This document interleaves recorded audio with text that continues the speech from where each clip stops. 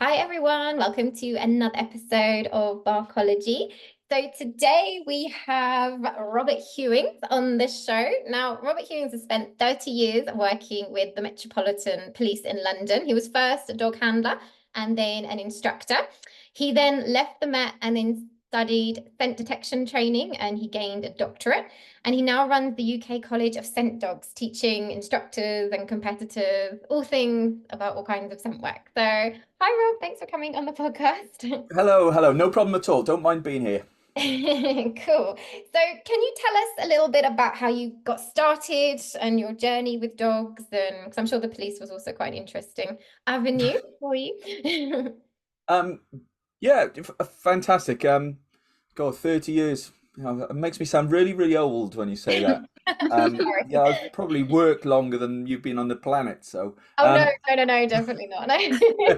so let's go back then. 30 years. Yeah. 1986, I joined the police, and all everybody does. Every kind of doggy person, we have a love of dogs all our life, don't we? There's no getting away from it.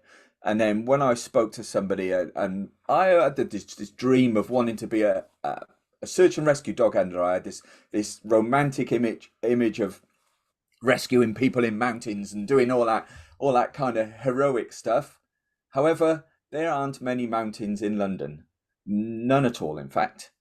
So I had to kind of settle for the next best thing, and rather than find missing people, although I found hundreds of those uh, wandering around London, believe it or not. Rather than find missing people, I started to find bad guys, and that gives as a reward as any find. But you believe me. So yeah, working with my shepherd, lifelong love of dogs, and then I was lucky enough to get into the elite Metropolitan Police dog section. Years and years and years and years, and then I remember my love of training. I've always had a love of training as well. So how lucky am I to have not only been a dog handler, but to have spent the last 10 years of my service at the Metropolitan Police Dog Training Establishment, still a police officer, still working a search dog then. I worked a shepherd on the streets of Southeast London, a German shepherd, a Mallee. And then I went from doing that to teaching. And in order to kind of hone my skills, I started working search dogs. And then whilst I was working search dogs, I had a little Springer Spaniel called Foley. He was lovely, absolutely lovely little dog. It completely changed my life, Foley did. Made me buy a tweed jacket. Oh, really? If you've got a Spaniel, you have to buy a tweed You jacket. have You as have to. well. Yes.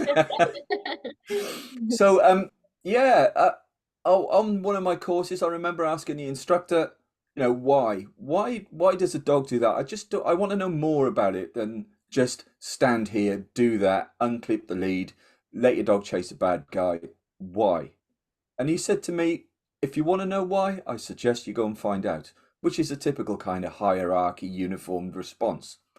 So I went to Bishop Burton College, life changing. Anybody thinking of doing some kind of formal education within dog training and behaviour, get on board, do it. Bishop Burton were wonderful. That's where I got my BSc. And then from there on in, I got the bug, really. Went on to do my master's. And in my master's degree, my thesis for my master's degree was adult education within dog training, teaching the other end of the leash that I thought was really quite an important thing. And then, joy of joys, I decided to take on a 7-year journey and do my doctorate in scent detection work about emotional links with scent and how we can change the dog's kind of drives, if you like. I don't like to use the word drives because that's not my thing, but their joy of search and how can we improve an emotional link with non-innate odors. How can they enjoy searching for drugs and explosives if they don't even understand the odor? So if we create an emotional link, as we all know, our olfactory system is attached to memories, grandma's apple pie and all that kind of caper. And when we link all that together, we can do it with dogs as well. So dogs get really, really excited looking for things, and we can hone in the seeking system, get it all done. lots and lots of writing, lots of colouring in. I did some of my PhD in a crayon because I've got dyslexia and I struggled like hell. I don't mind admitting that. And then, boom, how can I share all this education and all this enjoyment now I've become an old guy and retired? So, a little, a little dog training job I started off with. The College of Scent Dogs. Um, and now I've got staff, and we've gone from strength to strength to strength. As you know, we're the only city and guilds assured establishment out there. So in this day and age, with kind of who do I turn to for training? That's a question, isn't it? Who do I turn to for training? Where do I get my certificates from? Are those certificates authorized? Are they accredited by anybody? Are there any third party looking at these people rather than just somebody who prints a handful of certificates off their printer machine and gives them out with no credibility, no kind of backing, no third party? I wanted somebody to look over my shoulder and make sure what I was providing to my customers was good, genuine, honest stuff. So I'm a kind of a guy that always pushes for the best, I think, and to my detriment at times because you don't always succeed, but you've got to try. And I had City and Guilds looking over my shoulder, Mm. and they said, "Yeah, actually, you're all right at this." And they kind of gave us the City and Guilds red lion that was plastered all over our website. And now we can provide that training that I've studied and enjoyed so much over the years. And I just share that knowledge with other people. And you can tell by the length of my answer, I really, really enjoy it. Yeah. I still love it. So I'm working under the maxim when the fun stops, stop. I saw that on a telly one day. That's not my idea. But the fun hasn't stopped for me. And it's been 30 years plus. I retired in 2016 and I love it. I really do enjoy it. So, yeah. Personal enjoyment, that's where it all comes from. And I just love dogs. Yeah, Sad as absolutely. you like. Following your passion. Awesome. Yeah. Yeah. Yes. Yeah, no, it's I'm so excited to talk about this as well. My one of my colleagues is actually doing her master's in conservation detection with a few dogs here in South Africa, and I'm going back to school doing animal behavior in Chester soon. So I'm so excited about all of this. But can you maybe tell a few of our listeners that don't know as much, how does the dog's olfactory system differ from ours, and why is it sort of really geared towards scent work? Oh, it's huge. There you go. I'll try. Let's make it as simple as I can. They've got some remarkable skills that we just haven't. Their function is created. And let's go from the start. Let me take you on a journey. And I'm going to make you honorary scent molecules. There you go. So you're floating around in the atmosphere. You're moving. Here we go. Let's get in a basic physics definition. You're moving from a region of high concentration to a region of low concentration due to your random movement. There you go. That's the only physics I'll come out with, folks. I promise you I won't bore you anymore. But these molecules are kind of drifting around in a kind of a funky, groovy way. And one of them lands on the rhinarium. You know that leathery black piece on the nose of the dog, that piece that they shove in places where we sometimes get embarrassed with, and we kind of gently say, "Don't sniff me there." Well, when the first odor molecule lands on there, they can begin to recognize what that odor is, and they start to sniff. And they bring that odor into their nose. And the first little bit of skill that they can do that we can't is they can breathe in through their nostrils and out through the sides, because that's that funky shape. And I know this is a podcast, but if anybody can see me, I'm now drawing Not it in like the the air with my listener. fingers. Yeah. I'm doing finger drawing.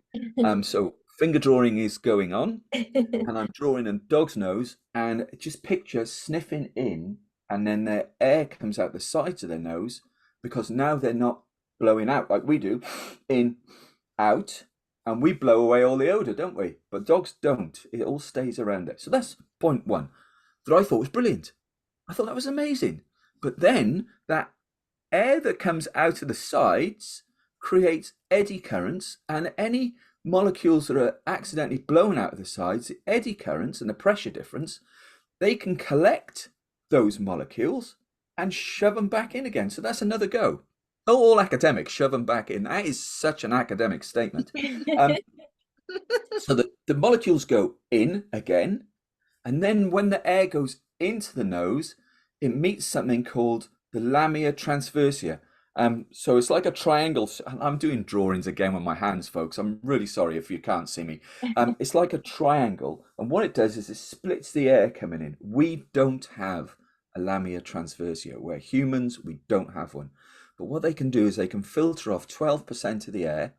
The 88% goes down into their lungs so they can breathe. 12% doesn't sound much.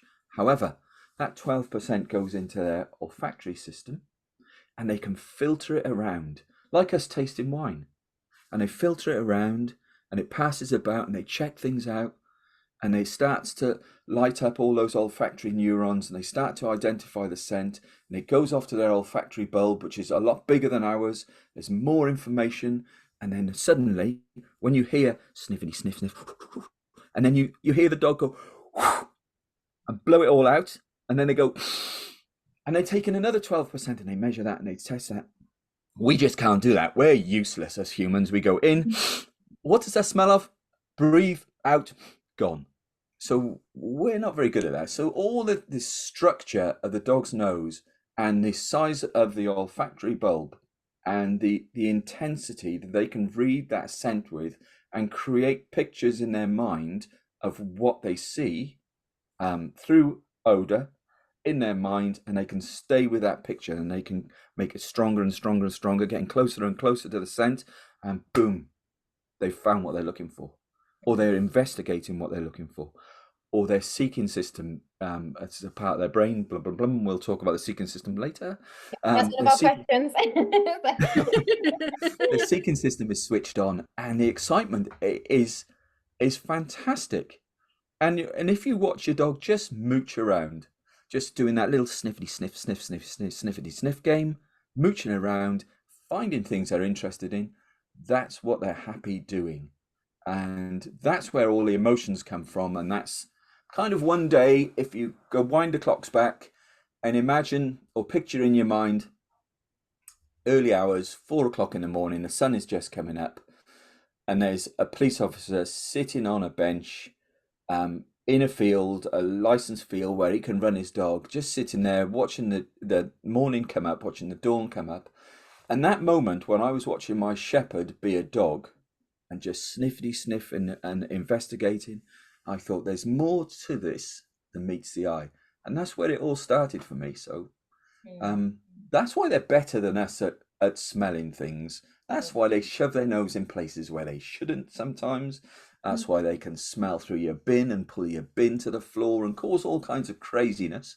Yeah. But so next time you see some mess on the floor or some kind of craziness that your dog is concerned, it's because they can smell better than we can. Yeah. Simple as that. So they don't get into trouble. Just go, mess on the floor. My dog has found that because he can smell a lot better than we do. But that sounds something, because sometimes dogs, they are a bit stinky. So, but you know what I mean when they smell better than we do. They don't wear Yeah, definitely. I've started doing detection work and man trailing with my little Pomeranian, and he's got the sense of like a beagle. Honestly, he like finds treats in pockets of clothes and things that are like high up, and he'll like do his best to like, yeah, it's amazing.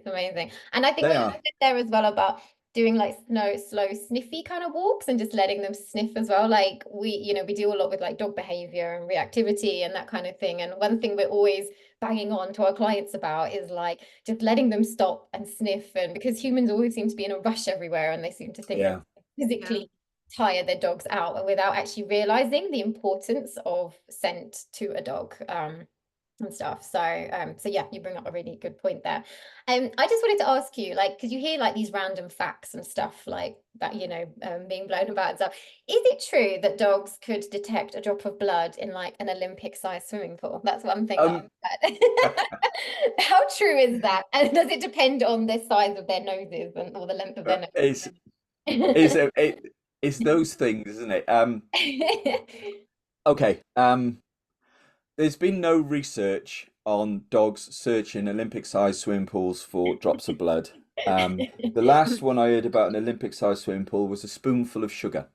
That was the one. A spoonful of sugar in an Olympic-sized swimming pool. Okay. I've I'm a researcher, so we could have a look at a dog can find a picogram, which is a millionth of a gram. I'm trying to remember these facts of TNT explosive during a search. So that's how we know how good a dog scent is. There's another research program that's been done about a dog finding 10,000ths of a measurement, and honestly I can't remember what it is, but it's a beagle who searches one of the aircraft hangars or the space shuttle factories in NASA for the scent of this particular human. Now, in that paper that I was reading, so interesting. However, what they didn't mention was it was a live venue and it'd been full of people all day. So not only did the dog find this tiny little bit of butyric acid, that was what he was looking for, which links us together because of our digestive systems. What that beagle did was find the butyric acid in that spacecraft hangar after all the people had been working in there all day and they'd gone. So all their odor was left around. So that beagle is absolutely fantastic. Unfortunately, coming back to your question, I don't know of a search venue where they have a line of Olympic-sized swimming pools and drip one drop of blood into the swimming pool and then get the dog to search swimming pool after swimming pool after swimming pool after swimming pool to find what they're looking for. There are so many urban myths based on truth. They're not just made up, they are based on truth.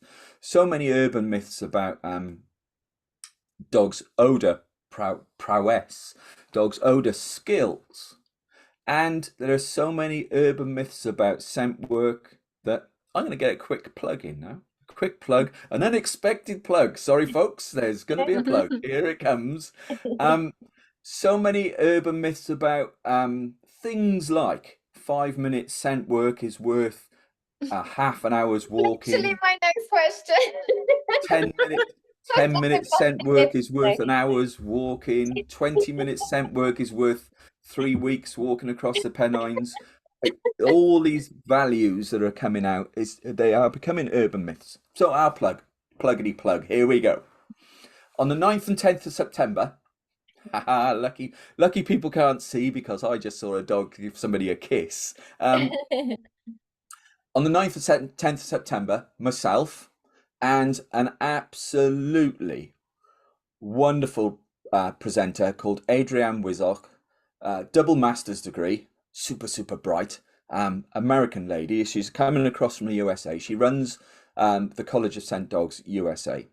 She's coming across to England, and between the two of us, on the 9th and 10th of September, we are going to present a seminar called Scent Work and Reactivity, which will answer a lot of those questions, hopefully. And we're going to talk about things like that. We're going to talk about a lot of the urban myths.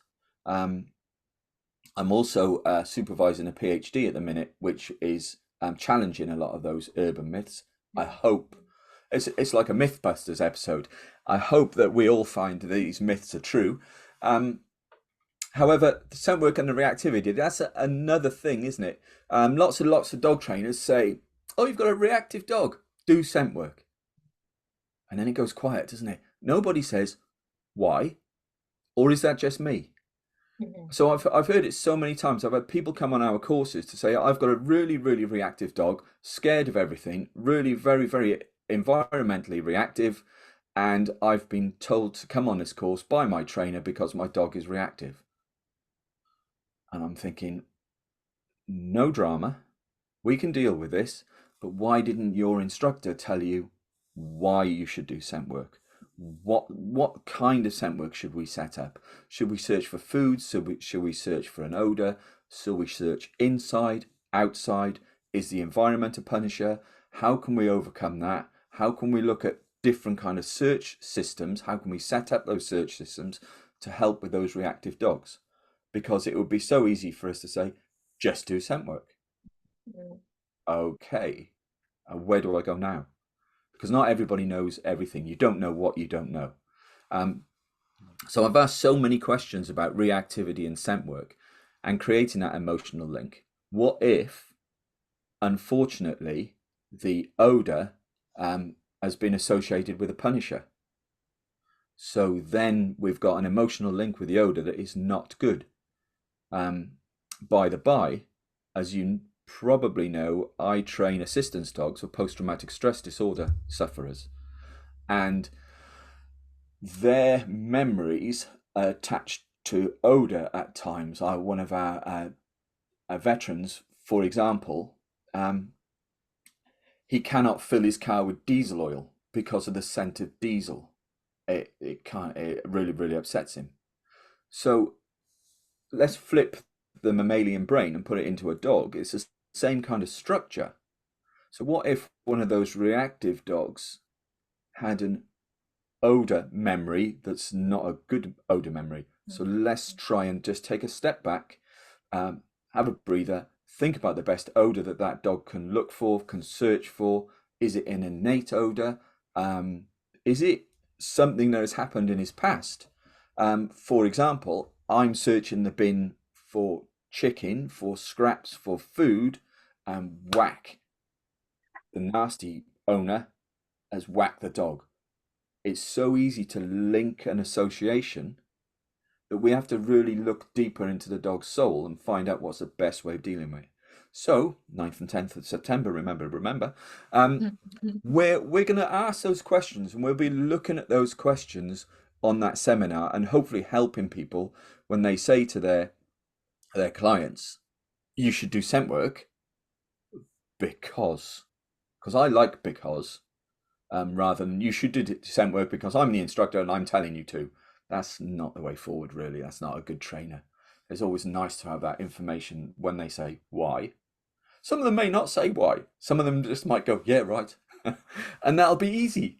But it's not always easy. So hopefully we'll answer those questions, because there are a lot of questions, a lot of reasons. We'll look at relaxation therapies, breathing therapies. Don't forget, when they're sniffing and they're breathing, it applies to relaxation. Some absolutely fantastic work by Karen Overall that I wish I'd have done and I didn't. She's better than me, so I'll just steal her ideas.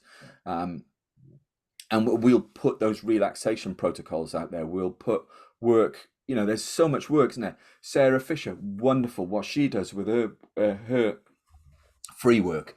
And Sarah won't mind me saying this. Again, maybe I'm just here because I steal people's ideas. But I admit it. I admit Fine, it. referenced. Yes, referencing Karen Overall, referencing Sarah Fisher. There's a little bit of thing referencing Ken Ramirez. So there are a lot, and referencing me. I have done some colouring in. So yeah, we'll put it all together. I think it'll be a wonderful couple of days. I'm really looking forward to it. Sounds amazing. I wish I could come. Yeah. I It'll be there. might. Folks, I'll let you know this first.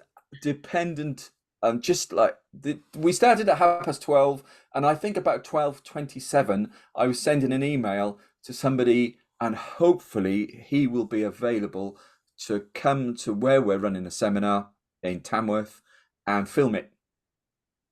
And maybe we'll whack that online and we'll get it out there. I don't have a YouTube channel. I'm not one for YouTubing and vlogging or blogging or whatever. I'm old, so I haven't done anything like that. But maybe, you never know. You never know. I might start talking to cameras. Yeah. Yeah. Well, you're very good at it. Yeah. Okay. So scent work here in South Africa is not big, not at all. Like, we're literally just starting up. Yeah, a lot of the things, still have a lot of hurdles, but for people that don't know, why is scent work such a good thing, right? So I know you can't give all the secrets away with regards to like the reactivity, but can you give us like a little bit of something, right? Like, well, why is it so awesome? Okay. More work, more work. I'm stealing more work. Wonderful, wonderful guy. Unfortunately, he passed away, and he's a fantastic, fantastic guy. A fellow called Yak Pansep. Now, he wrote a book called Archaeology of the Mind. Look, folks, I am now leaving. There it is. I have it. It's here in my Yeah. hand. It's there. So yes, I've just pulled it off my bookshelf, and now I've put it back. Now he talks about the structure, the mammalian brain, and there's a wonderful, wonderful thing in the mammalian brain, and it's called the seeking system, and that is a system that can spark many, many emotions, many, many tasks, and it allows us to look for things, animals to search for, humans to look for, that are really, really important to us. It is, it sparks off all our survival instincts. It sparks off the hunting instincts. It sparks off the predatory motor pattern in dogs. It increases anticipation, learning skills. It's just that thing that happens in your mind. And let me describe how it happens in my mind, because I should know how my mind works. A little bit weird. However, I'd like you to picture my computer screen, and I'd like you to imagine all these tabs open whilst Rob is doing his doctorate, and there's academic paper, academic, loads and loads. So many, the tabs are gone teeny weeny, really small. Isn't it funny how when you talk about something that's small, you make your voice small as well? That's just by the by, folks. So all these tabs are open, all these tabs, all these tabs, all these tabs. But I had one tab that was right at the end, and every now and again I was looking forward to. You know, when we look forward to it, the seeking system is can be called the Christmas emotion, um, because we look forward to Christmas. For me, my seeking system was called the Triumph motorcycle emotion, because when I was working, I promised myself when I finish my doctorate, I will buy myself a new motorbike. That's what I'll do. That'll be my treat, my seeking system. And I would look at that page and think, yeah, that's the kind of bike I want. That's what I want to do. That's what I'm going to do. This is the crash helmet that'll go with that bike, and I'll do this. And I was looking forward to getting that bike. My seeking system was firing on all cylinders. And then suddenly, you buy the motorcycle. I have a really, really nice motorcycle sitting in my garage underneath the cover. And at the moment, my seeking system is doing something else. I want something else. We look forward to Christmas. And so let's go back why scent work is so important for that looking forward to, that excitement I can look forward to. I can search and search and search and do what I've been put on this planet to do. It ignites that predatory motor pattern. It wakes up the inner dog, and they get excited looking for something. They look and look and search and search and search. And then they start working with you. You're outside. Whilst they're searching, the seeking system releases all these feel-good chemicals in their brain. Serotonin and everything else. I've got a list of them that I wish I'd have written them down, and I could just read them out, and you think I knew all this stuff like off by heart, and I've forgotten the name of all these. Serotonin, oxytocin, endorphins, there they are, they got there eventually. Old man's brain. So all these feel-good chemicals are buzzing around in your head while you're searching for things, and you're finding it, and you're working with someone, you're working with your guardian, and us as our guardians, we're outside. We could be tracking, we could be trailing, we could be searching for things, but we're outside, we're moving around, we're watching our dogs work, and together we all feel really, really good about it. And our seeking system is working. We're kind of working with the dog. So we're having all those feel good chemicals released as well. So it's not only good for the dog's well being, think about our own well being, because I think as dog trainers, we forget how wonderful a dog can make a guardian feel. So if you're a guardian and you're stressed out with work, or you're just not getting out, do something with your dog, get interested, get involved with a hobby, get outside, and it'll not only the dog's well-being, but your well-being as well. And I think that there's a big chunk of our training missing where we're not looking after the human end of the leash as well as the canine end of the leash. And I think it's like we could train like a double well-being, canine well-being classes. There we have given someone else an idea. I'm Yeah. too busy to do that, but go for it, do it. Why? Why? There's a PhD question as well. Why does being with a dog make us feel so good? Yeah, yeah, it's true. Anybody wants that supervised, let me know and I'll help you out. Yeah. But And I I think will not do it. I've got a couple of friends of mine from Adelaide University who are harassing me at the moment to do. I've got a doctorate of professional practice in scent detection training, and I'm getting harassed on a weekly basis to do a PhD in why does this emotional link spark so many good things in our dogs, and I'm just getting old and tired. So I will, as I say, I'm already supervising PhDs. Am I brave enough to do another one?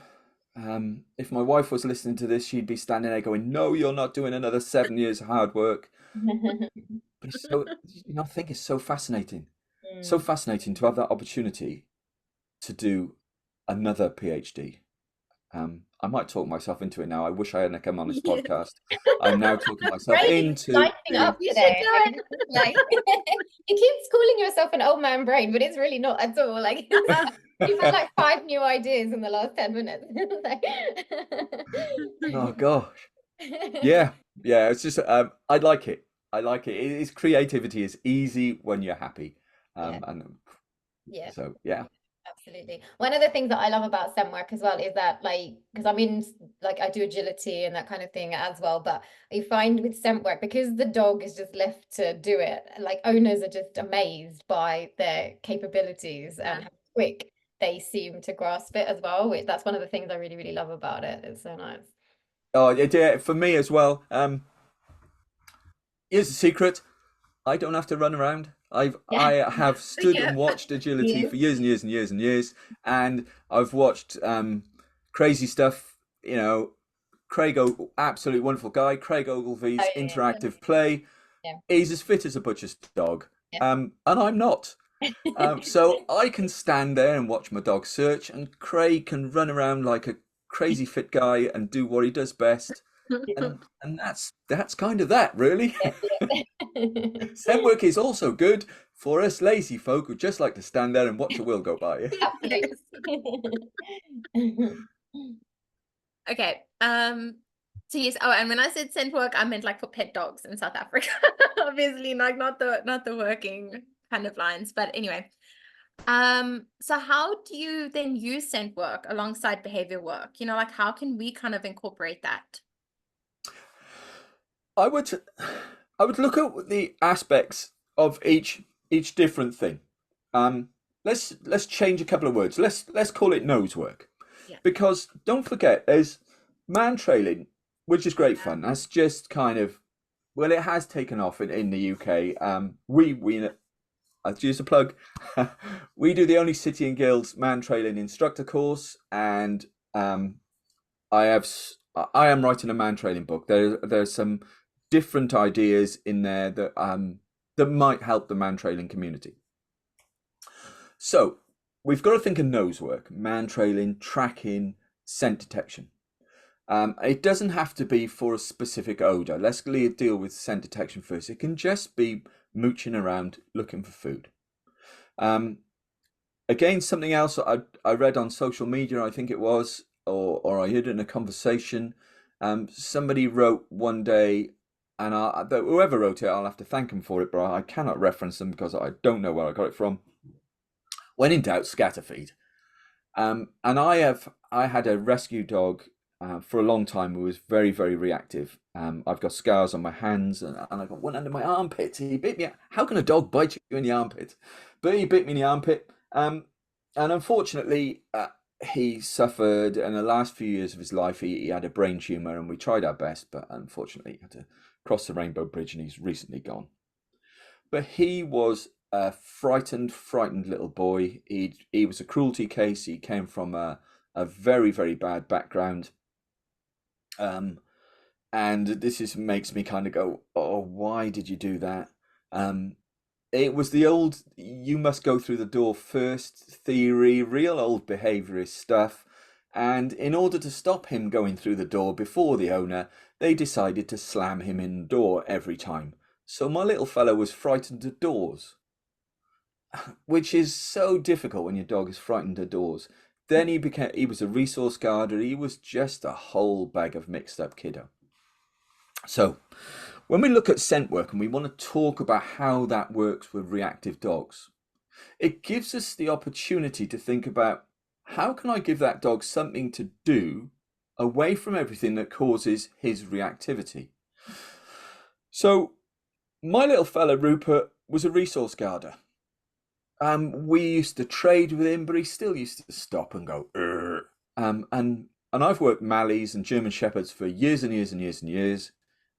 However, a cockapoo, a small cockapoo, when he's resource guarding and looks at you and goes, "Urgh," they can be a lot more scary than a shepherd or a Mallee. And Rupert had chased me across my house a few times, guarding whatever he was guarding. But eventually we taught him to trade.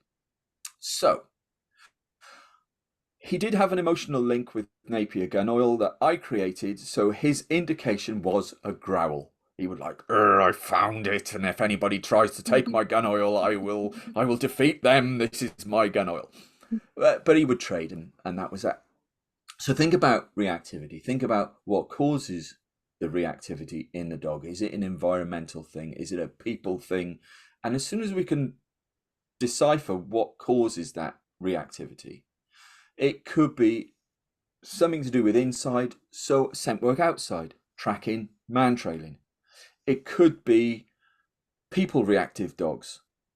Maybe you don't want to do man trailing if you've got a people reactive dog, because somebody's going to be sitting around the corner and suddenly kind of go, "Hello, you found me." That's going to frighten the bejesus out of your reactive dog. So flip the coin, tracking. If the dog is and I'll mention a little case study. I worked once with an agoraphobic Staffordshire Bull Terrier. He was terrified of outside, so we did scent work inside. Eventually, using scent work, we got him to search his hallway, out to the front door, search away from the front door, find inside. Remember, your seeking system can overpower a lot of things. Find inside. Once you find, your seeking system switches off and you go into a different mode. I didn't want him to find anything outside because the seeking system would overpower his fear.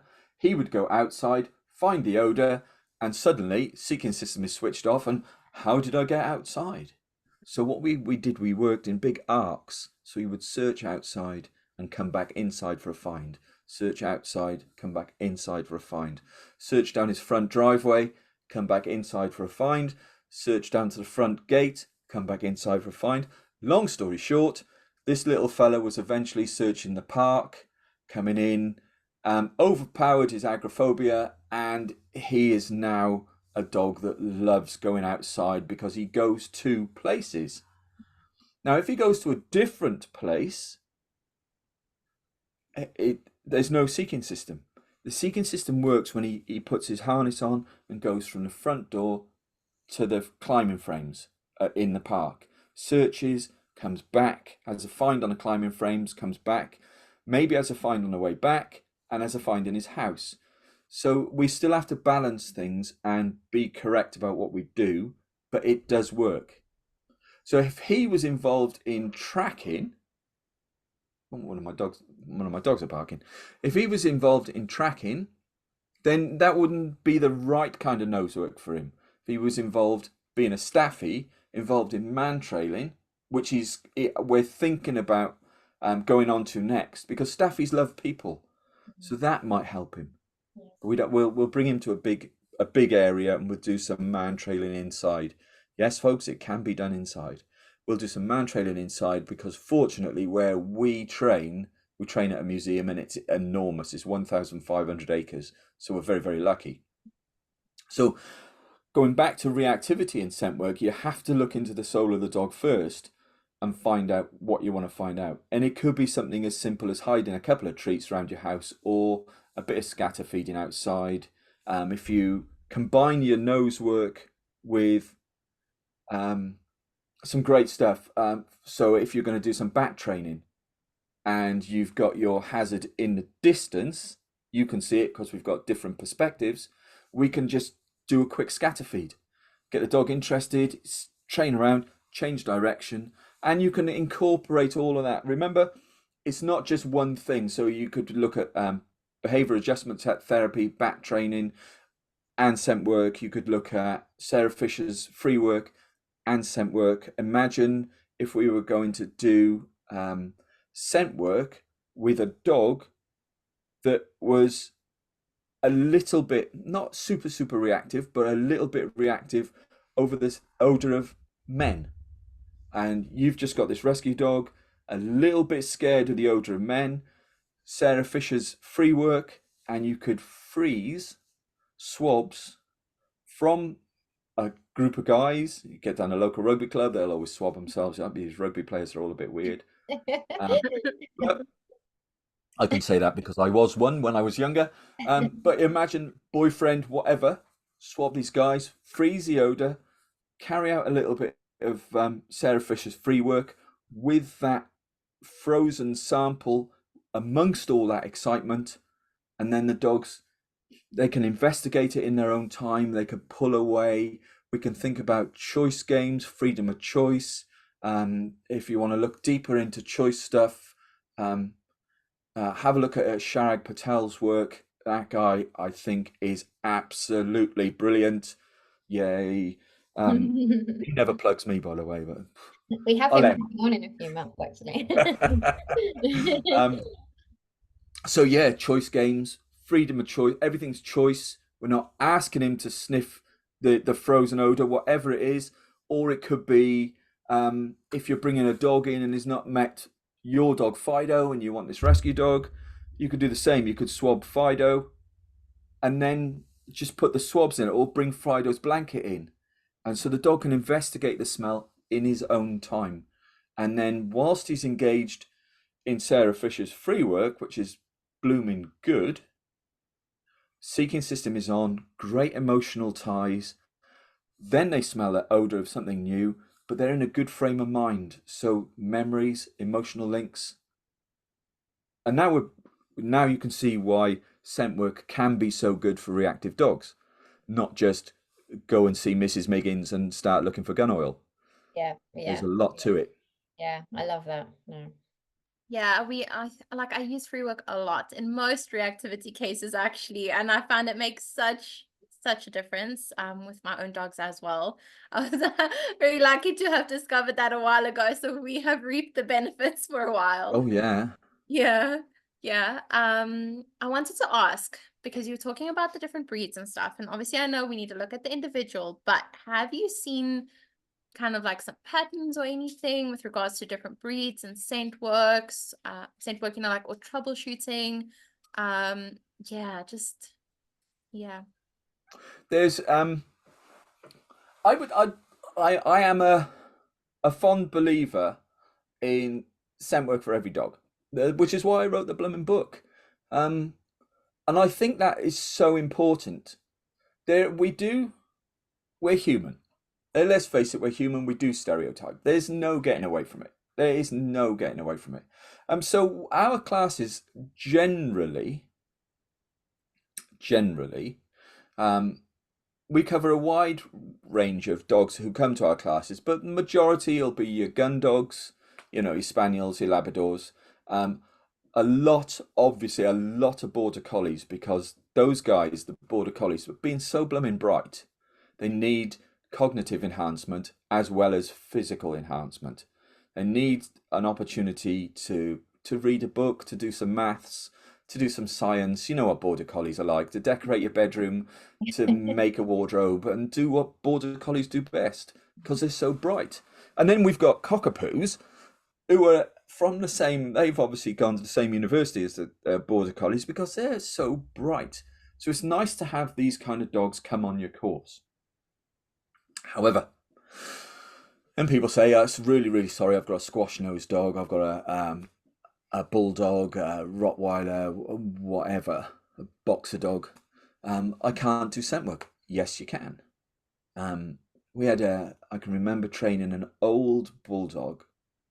I must have been 8. An old bull, limpy old, limpy. And we have huge areas to search, and this old fella couldn't do it. He was tired. You can imagine an old bulldog, but what he could do was search, and really, really well in his own time, search a line of our modular kit. Available online. It's really great sense kit. I'm not doing a plug for that. He could search a line of modular kit. So what we taught him to do, and there are a couple of tricks, of the trade that I'm not going to share with you because it's a bit naughty, and you'll realise it's just circus tricks. But what we taught him to do was sniff gun oil, walk back to mum, and we eventually worked out. We gave him 3 buzzers. We gave him a that was right, a ding dong buzzer, so he would press a button, go. That was easy. That was one buzzer. Another buzzer was ding dong, and another buzzer was just like a quiz buzz. And he would find gun oil, come back, and identify the fact that he'd found gun oil by pressing the right buzzer. That was easy. And then he would carry on his search and find clove and come back and press the ding dong button, and then find truffle oil and come back and press the buzzer button. And that was his indication. So he would just walk back and forth. He gave him a small area to work in. That was getting his mind all focused and his nose focused and a seeking system in play. And the joy that guardian felt for watching this, because it made him look like a blooming genius. Yeah. There are a couple of tricks of the trade that I helped him along with. But to see an old 8-year-old bulldog engage in that game is just great fun. And I'm sure if he had a proper waggy tail, he would have wagged his tail. But all he did was do that look. The bulldogs do that. Yeah. Am I doing all right, Mum? Yes, son, you are. So no, apart from the stereotype where everybody thinks, oh, I've got a Mally, I must do as much as I possibly can with them. And I don't do behavioural one-to-ones anymore. I'm just too busy. But my last behavioural one-to-one was teaching a Mally to relax, because these people had him and thought, right, I've got to do interactive play, I've got to do scent work, I've got to do tracking, I've got to do man trailing, I've got to do running with the dog. I've forgotten what it's called. No, it's completely gone. But when you tie your dog, run. That's it. Canny cross. I've got to do canny cross. I've got to do this and this and this, and then play ball with him every day. Well, they turned their Mally into an absolutely high performance athlete. They forgot to teach him to switch off, and that was one of the easiest behavioural things I did. And all we taught him to do was lie on his mat, as simple as you like. But so we have that stereotype that is there. There's no getting away from it. But my answer is, I think every dog can do scent work. It's great for the older dogs. It's great for the dogs with a touch of arthritis. It's fantastic for the dogs on leash work only. If you've had an operation or if you've had a knock, you can still do your scent work. It's focused. You can slow dogs down. You can reduce the odor in order to slow dogs down.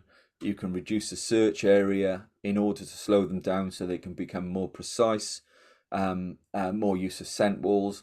And you can see now, I think, how Adrienne and I can create a 2-day seminar answering all these questions, rather than just, you've got a reactive dog, go and do scent work. So we can make the dog focus whilst things happen in the background, whilst all those almost sounds as if I'm trying to flood the dog, and I'm not. Please don't think I agree with flooding. I don't. But you can bring things in gradually. Odors, you can bring odors in gradually. Make the most of what I've been talking about.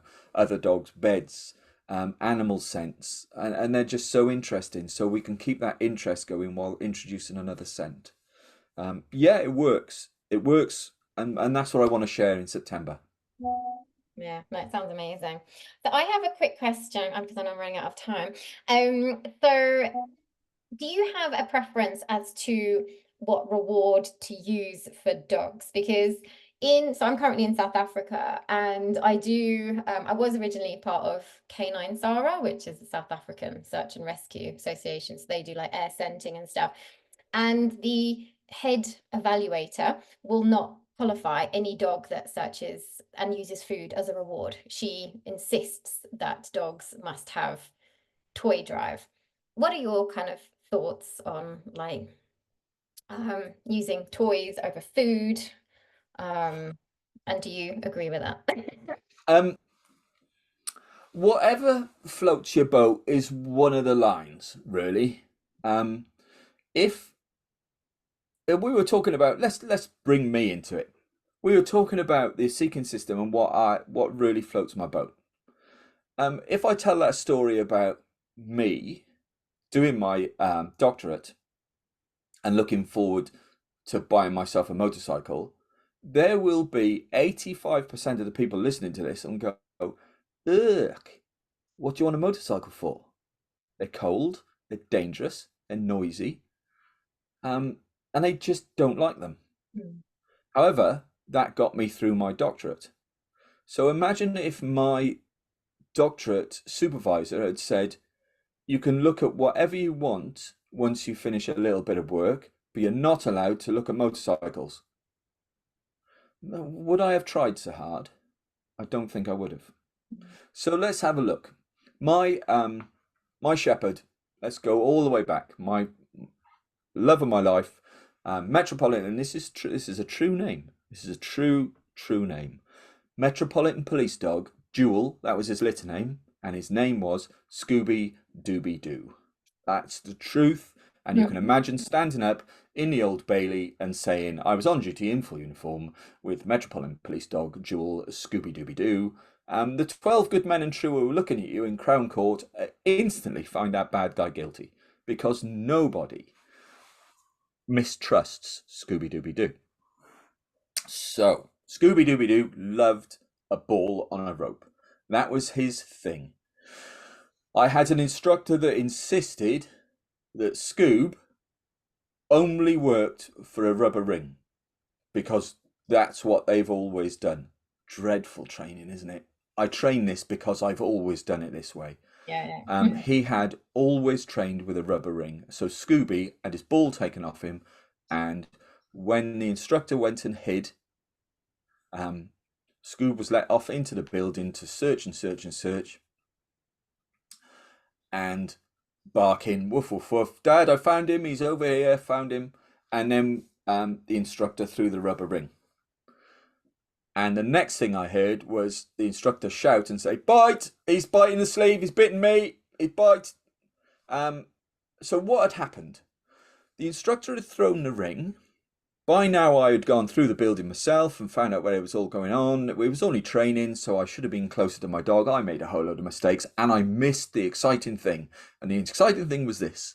The instructor threw the rubber ring. Scooby went back, picked it up and kind of looked at the instructor, dropped the rubber ring on the floor, almost to say, that's not my ball. And then he bit him on the sleeve. You know, he was wearing a big padded shorts and sleeve and he bit him. Scooby worked for his ball. If you tried to throw him anything else, he would bite you because he was trained to do that. He loved his ball. We've had Labradors that love their food. So my answer to anybody who insists on a particular toy would be, why don't we look at clicker training? A clicker is fantastic because click, you end the exercise, and then the handler can do what the blooming hell they like. So they can food reward, they can scatter feed, they can food reward, they can run backwards and go, yeah, come on, have a load of food, treat. There's your ball as well. Here I am, I give you loads of loving. So we get loving, food, ball, the whole shooting match as a result of one little click noise. That's how I would train air scent seeking. Because some days you might want your ball, Some days you might want to roll around on the floor with mum or dad. Some days you might want to play with a tugger. Some days you might want something to eat. Keep that anticipation going. Keep that fun going. Keep the seeking system going. And then the dog will work faster, better, quicker, harder for you. If Yeah. you had to eat beans for the rest of your life, you just think, oh, it's dinner time. I've got beans. Yeah, exactly. Yeah. So, yeah, that would be my answer to that trainer. So if that trainer's listening, you've got my answer. Yeah. Thank you. I just wanted your opinion on that one.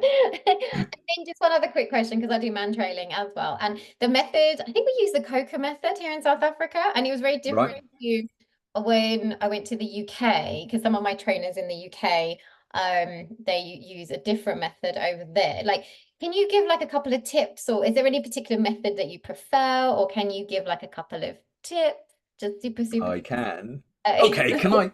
Right, let's do it. Let's do it. Let's get it out there. This Okay. is not a secret anymore. Okay. For a long time, I have. I agree. I train. I start my training easy. I train easy and fight more intelligently. There's lots of people that say train hard, fight easy. But if I was learning maths, I would want to learn adding up and subtracting first rather than calculus. If I was learning how to drive or ride a motorcycle, I'd rather do it safely first and enter a Grand Prix. So whoever wants to train anything hard first and then fight easy, you've got the wrong end of the stick. So, man trailing, here we go. Let's do it. I have the reason why I'm enjoying this conversation is I have been writing a man training book for a while, and writing a book, if you're dyslexic, is hard work. I have a chapter in that book where I introduce hydro trailing. I use water vapor. Oh, wow. Why do I do it? Okay, here we go. I learnt it from wonderful a guy called Steve White, a Seattle police officer, who introduced me to hydro tracking, using water to help your dogs track, which is why I train easy to fight more intelligently, because water is easy. I looked at this method. It is brilliant. I wish I'd have thought of it, didn't. However, I think we can use this in man trailing. Because if you think of the human moving through air, as we move through air, we create a vortex behind us. Folks, I'm pointing behind me. So the air spins behind us and we create eddy currents. And the best example I can give you for this is next time you're indoors and you walk past a tablecloth that's draped over a table. As you walk past, you'll see the tablecloth move because of the different air pressure you're creating. You'll create that air pressure behind you. That's where all our odor drops, behind us. It doesn't come shooting off the top of our head like a big funnel, as I saw on one webinar.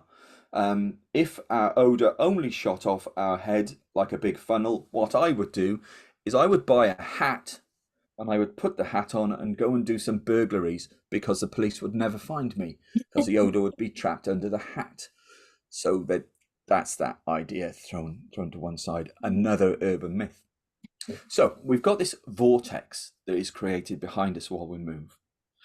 If we use a water spray, and I really must insist on a spray, not a jet, because that's for tracking, because the water will squirt down to the floor and stick on the floor. We don't want that in man trailing. I use a water spray.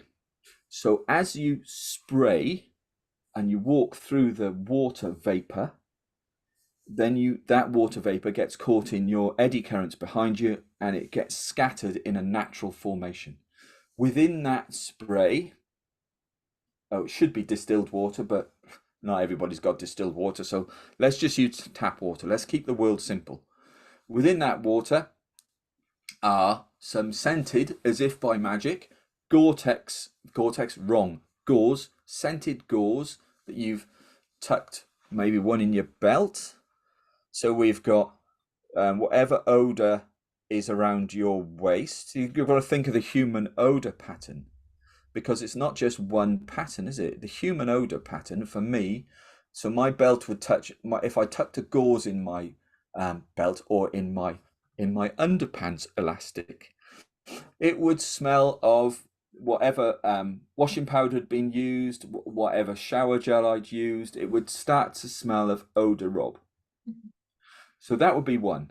Another one I would stuff in my sock because that's a little bit sweaty, more mingy, yuck. But when we walk, the pressure caused on our shoe pushes foot odor out. So let's forget about this odor shooting out the top of your head. It pushes foot odor out. Foot odor gathers on the floor, and so that's another piece of the puzzle that it equals eau de robe. Another one I might tuck, I might shove it under my bra strap if I was wearing a bra on that particular day, but today I'm not. But I might shove it under here or under my armpit because I've got deodorant on. That is eau de robe, and that's an area that sweats. So all these different eau de robes I need to capture in one item. Shove the 3 gauzes into my sprayer, and now I've got some really good eau de robe in my sprayer. A walk, because I'm old, the temptation is to run away. I could do a bit of a run off if you wanted me to, but I would spray in front of me, catching that eau de robe in the vortex I've created behind me. Then the air picks up. Don't forget there's ground disturbance going on as well at the same time. The air picks up all these sticky little bits of water that's holding those molecules and may drop it in corners where the air drifts. So when the dog starts trailing for the first time, there's lots of evaporating water around, lots of human odor, can get the idea quicker.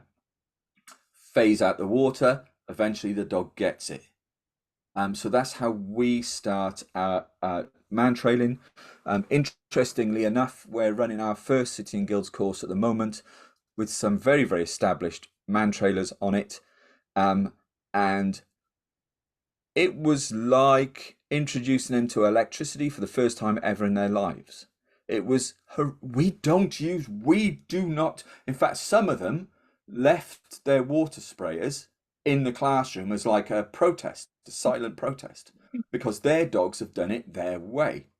However, they've now got their way and another way if they need to help another dog. I'm not saying that the water method, the research I've done with Michigan Search and Rescue and back in the UK has worked fantastically. However, there are plenty of other methods to use as well. So we have to think of these new methods, and that's in the book. That's chapter 3, and as a detailed explanation of it, why we do it, how to phase it out, and then let me say at the end of our, we run a 3-week course on man trailing, and at the end of week 1, our dogs were trailing a trail that was left for 45 minutes, 1.5 miles long, and the odor was, we sniff on cue as well. We use Karen Overall's protocols for teaching the dog how to sniff on cue. Present the glove or the hat or the sock or the t-shirt, whatever it is. Sniff please, sniff sniff, click reward, away you go. Yeah, 1.5 miles long, 45 minutes down. They are going to do their assessment week shortly. I think that's the 2nd week of September. And their assessment trails are a blind trail, which will probably be left down about 1.5 hours, and it is a 2-mile long trail. That's for their assessment. They will pass it because their dogs are good. Some of them are experienced man trailers, but funnily enough, the junior man trailers caught up very, very quickly. So that's, I can't remember what the question was, but I'm still chatting away, so don't worry about it. I'll get there in the end. Yeah, so that's that's how we train man trailing. That's how we do it at the college. Our man trailing courses, I could not believe how fast they filled. Mm. We introduced the City and Guilds man trailing, and I think the 2024 course filled within 3 weeks. Done, finished, full. There are 2 spots left on the 2025 man trailing course, and already a waiting list. We haven't even released the dates for 2026 yet. There's already a waiting list for the 2026 course. Um, Probably, which is why I should advertise more, I should push things out more. But if spots are filling on our courses without me having to do advertising, because I don't really understand it, um, then something is right. I think it's probably the team that works for us. We've got a great team, um, and I think the a new method will be very, very welcome. And just discussing, I've spent a lot of time looking at YouTube and watching man trailing tubes. There are a lot of misinformations. There Mm. you go. That's all I'll say. I Yeah. don't want to seem unprofessional and bitchy. No, no. Um, No, I get just it. I don't. get it. Yeah, absolutely. We'll have to get you to South Africa at some point, Rob. Yeah, yeah. No, man Esther training. Williams will help. She was one of my students. She'll help. She found the ravine rabbit.